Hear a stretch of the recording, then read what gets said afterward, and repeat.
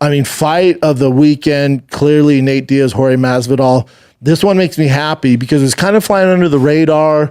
I heard some people in the space go, oh, the fight nobody wants to see. They keep pushing this thing. Cool. It was sold out Anaheim. I'm sure the pay-per-view did better than most people expected.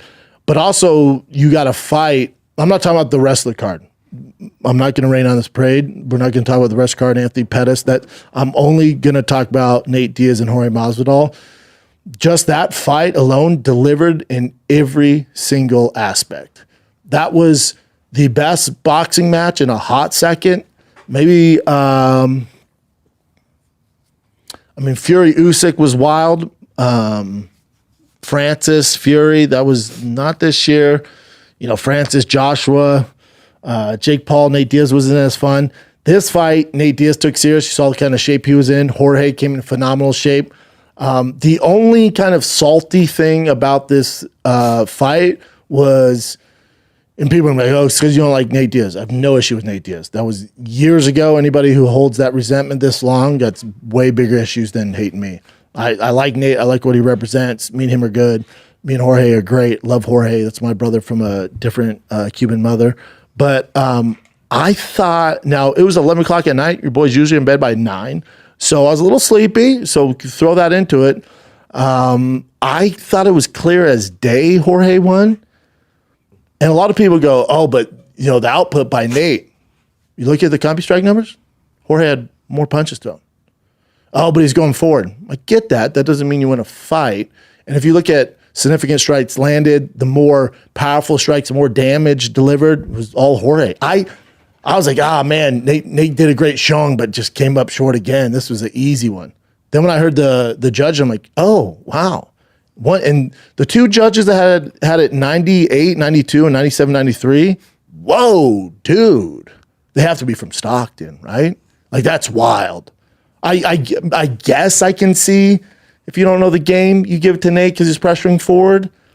But outside that, unless you're from Stockton, that's wild. The 95-95, all right. Maybe you're like, they're both, Nate was coming forward, Jorge landed bigger shots, but I gave Nate rounds because he's coming forward in the output, and you don't have the CompuStrike numbers. 95-95, a draw I've been cool with. 98-92, you shouldn't be working boxing. You shouldn't be working this event, should you? But here's what's cool about this. For Nate and Jorge, nobody lost anything. Their career is already cemented. They're already first ballot Hall of Famers. They're good. This is just cherry on the cake. You know what I'm saying? This is just icing on the cake. They're good. Their legacies are good. So this, you can tell, Jorge was disappointed, obviously, but he's like, all right. Sets up a rematch, because now they're 1-1. So I'd watch a rematch. And the biggest takeaway, all these guys coming from MMA or YouTube that get in the boxing space, this, and I mean, Jake's doing the same thing, but this is your blueprint. So you're not going to take heat if you respect the sport and you put the time into your camp and give us a good product. Because Jorge was in phenomenal shape. Nate, phenomenal shape.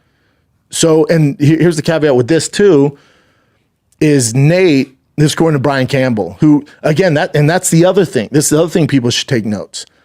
The production, fantastic. Why is that? Well, the two guys in the main event and a lot of the staff come from the UFC alumni. Nobody puts on a better show in the combat sports business than the UFC. So they're coming from that side of things. Not boxing, which is atrocious. If it's not like a big boy pay-per-view, it's a nightmare. It was great. It's because these boys come from that cut of cloth from the UFC. There's a production standard, and they delivered. Josh Thompson's great. Love Josh. I thought Brian Campbell crushed it. Mario crushed it. And I'll tell you who's the MVP of the night was Sugar Sean O'Malley. Because when they go, Sugar's doing play-by-play, I'm like, oof, never done it. We'll see how it goes. He knows the game, right? But straight boxing, I thought he was great. Didn't do too much. Wasn't trying to, steal the show from Morrow. Morrow's a lot. He's a beast. He's one of the best to ever do it. And Morrow will go. Sugar held his own. Sugar did great. Sean Porter was fantastic. Those three together, man, whether it's, two MMA guys in the main event or not, you could use those three whenever, dude. I thought they were fantastic. They nailed it.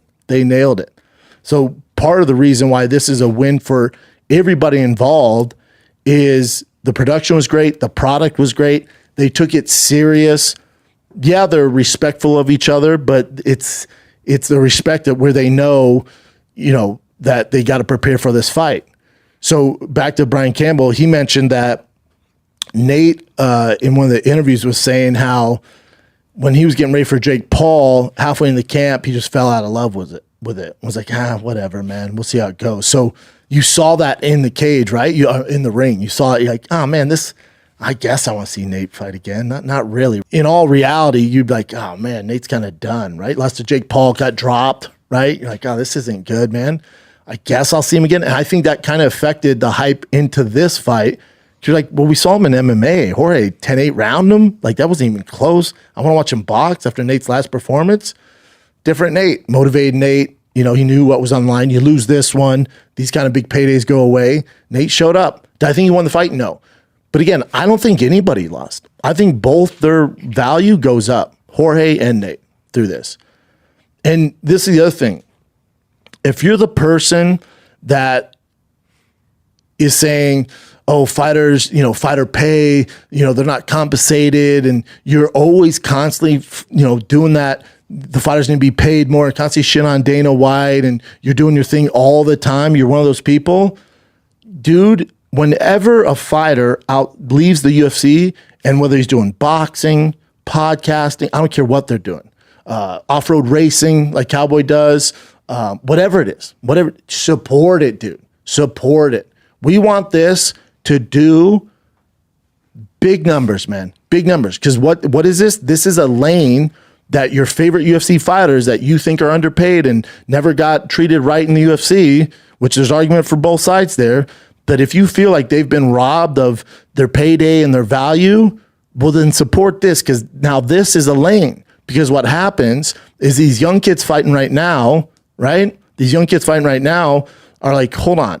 So I just got to do work, build my brand up big enough in the UFC, and there's an avenue after this where I can make real big time money if I do things right. Yeah, man, there is. But if you don't support this, this goes away. The younger class doesn't have this opportunity. So no matter who it is, I support all of it, man. So if you're that person constantly knocking on fighter pay and it's robbery, they're undervalued, they're underpaid, cool. Then pay for the pay-per-view. Don't shit on guys when they try anything outside of whatever you expect them to do when they retire.